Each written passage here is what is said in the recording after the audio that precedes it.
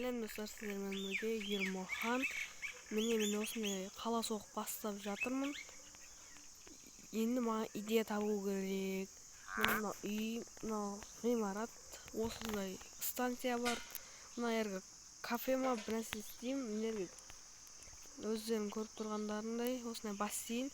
Енді тағы да қандай үй соқсам болады?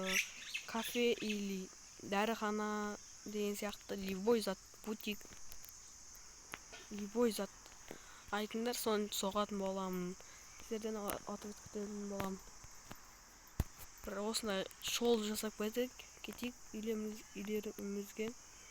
Мені осындай, төбен бақылап тұратын типа андай нелер болады ғой, судың жағасында, бірақ судың жағасында емес.